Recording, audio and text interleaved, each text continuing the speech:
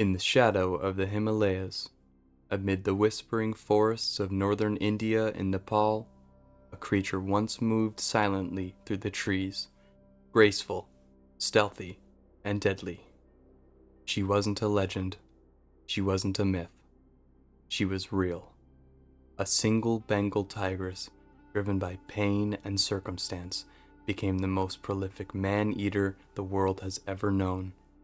Her name became synonymous with terror, the Champawat Tiger.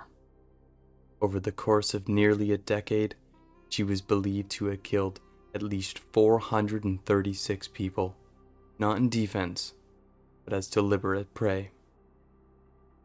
Entire villages fled before her, military units failed to kill her, governments were powerless. But eventually, one man would come face to face with her in a final, fateful hunt. This is her story. From jungle to legend, a tale of pain, survival, and the thin line between predator and monster. The year was 1899. In the western lowlands of Nepal, a dense belt of subtropical jungle clung to the foothills of the Himalayas. This was a place where nature still reigned, untouched, wild, and ancient. Villagers here lived close to the land. They grew rice and lentils in small fields, fetched water from mountain streams, and ventured into the forest daily for wood and fodder. Life was hard, but it followed a rhythm as old as time. These people were not strangers to tigers. The striped predator was part of their ecosystem and their mythology. In Hindu lore, the tiger is sacred, the mount of goddess Durga. Many feared and respected the creature, believing it brought balance into the forest. But this particular tigress didn't behave like others. She was seen too close to villages too often. She didn't retreat at the sound of men shouting or firecrackers, tricks that usually scared off wild animals. Then, the disappearances began. A firewood collector didn't return. A child vanished while walking to a stream. Each week, another person was missing. Search parties found nothing but disturbed leaves, a few bloody footprints or claw marks on tree trunks. Fear turned to panic. Entire communities changed their behavior. Markets closed early, work in the fields halted, but nothing stopped her. She hunted with cunning, always striking alone, always dragging her prey deep into the jungle before vanishing. Reports reached the Nepalese government. This was no ordinary predator. It was a man-eater, a rogue tigress. Over the next 2 years, she killed over 200 people in Nepal alone. Desperate, the military launched an operation to hunt her down. Soldiers patrolled forests. Drummers were sent to drive her into the open, but she always escaped. Eventually, in a controversial move, the Nepalese authorities forced her out, deliberately pushing her across the southern border into British-controlled India. There, the true horror began. The tigress emerged into India's Himalayan region, a mountainous area covered in sal forests and steep ridges. She quickly began a new killing spree, one even more terrifying than before. Her first known victim in India was a 16-year-old girl collecting firewood near the town of Champawat. Her body was found hours later, dragged into the forest and partially eaten. Within weeks, 2 more people had vanished, then 5, then 10. The pattern was the same: lone individuals caught at the forest's edge. The tigress struck in broad daylight, sometimes only a few hundred yards from a village. But this was no mindless rampage. She learned, studied human habits. She avoided men in groups, She struck where terrain offered escape routes. She used dense brush and gorges to disappear instantly.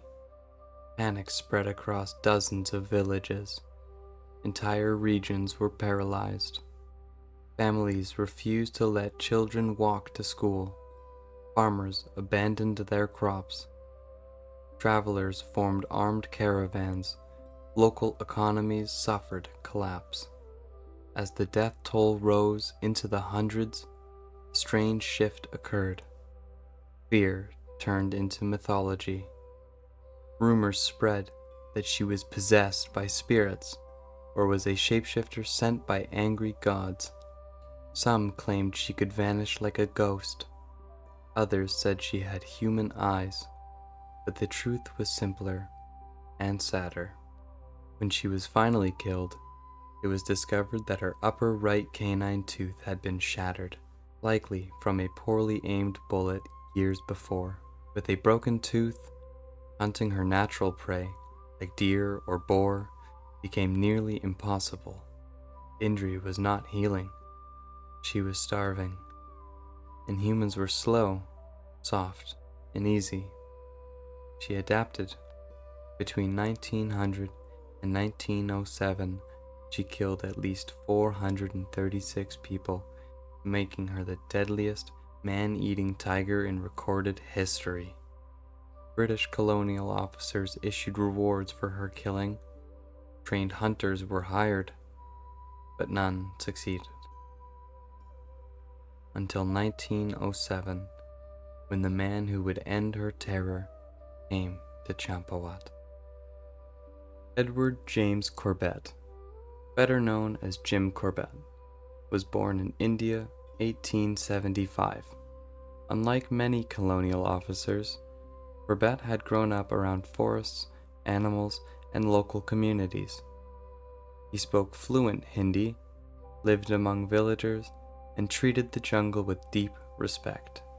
By the 1900s, he had a reputation as an expert hunter, not for sport, but for tracking dangerous man-eaters who had become threats to humans.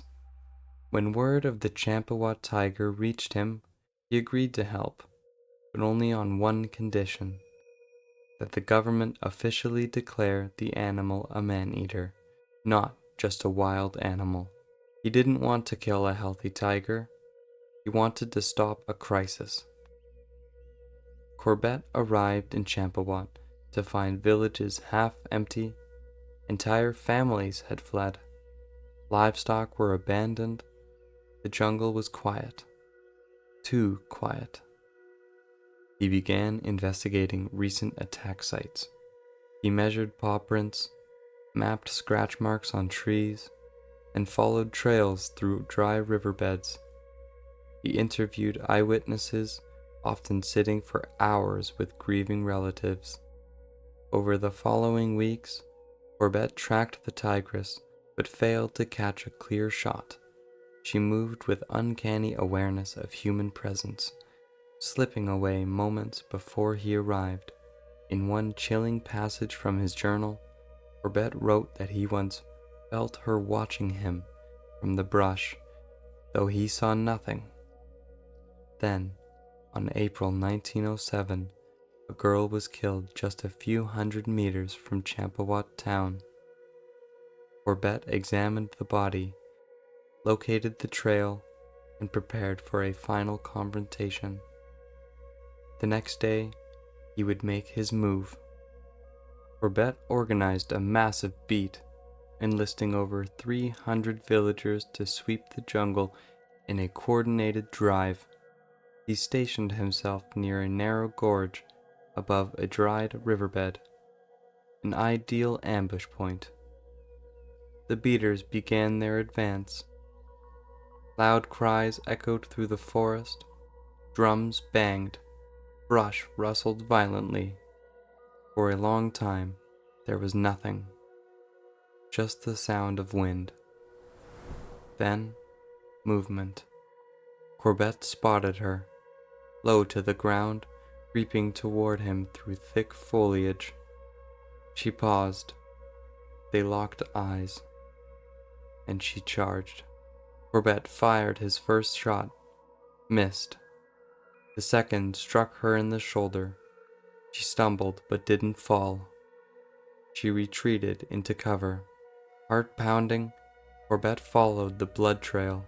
He knew the forest could turn deadly at any moment. A few 100 feet later, she lunged again from a gully. Corbett raised his rifle and fired one final shot straight into her chest. The tigress collapsed. The terror of years ended in one crack of thunder. Villagers wept with relief. Some sang. Others ran to the body, needing proof that the nightmare was over. Corbett knelt beside the tigress and examined her mouth. That's when he saw the shattered canine, the root of it all. In that moment, he didn't feel victory. He felt sorrow. She had not been evil. She had been wounded, starving, desperate, and fatally clever. When the final echo of Jim Corbett's shot faded through the South Forest, a strange silence fell over the valley. The tigress lay motionless in the underbrush, her massive body still, her breathing stilled forever. For the first time in years, the jungle was safe. But it didn't feel like triumph. It felt somber. Dozens of villagers, many barefoot and trembling, came forward through the foliage. They stared at the body in disbelief. Some wept openly. Others just stood, unable to speak. For many, this was the first time they had ever seen the creature that had haunted their lives like a shadow. She was not larger than life.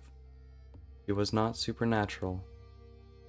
She was real, and she was dead. A few women placed marigolds beside her head, a gesture of mourning, not celebration. Jim Corbett stood apart from the crowd, staring down at the tigress he had spent weeks hunting.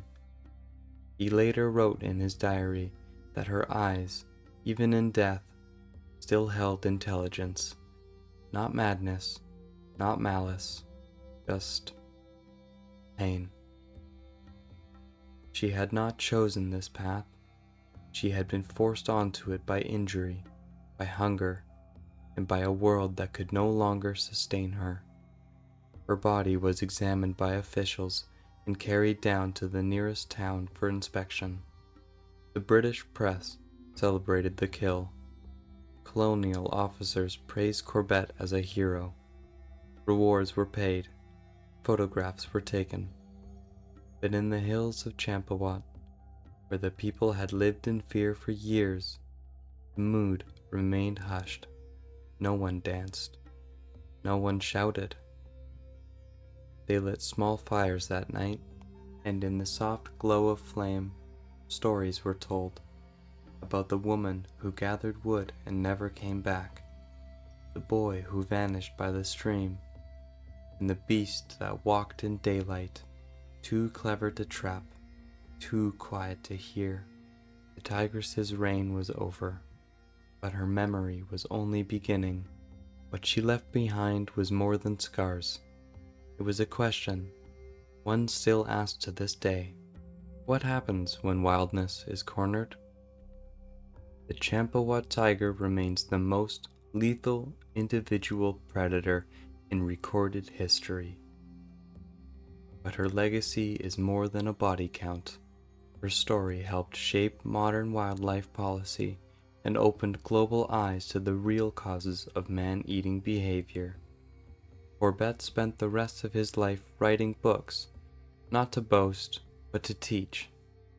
He became a conservationist, warning of deforestation, poaching, and shrinking habitats. In 1936, India's first national park was established. It would later be renamed Jim Corbett National Park, a sanctuary for tigers and a symbol of redemption. Today, as Bengal tigers teeter on the brink of extinction, Champawat Tigress's story serves as a powerful reminder. When we invade wild places, when we injure wild creatures, we don't just create monsters. We push nature into corners from which it sometimes strikes back, and even the deadliest predator might just be trying to survive.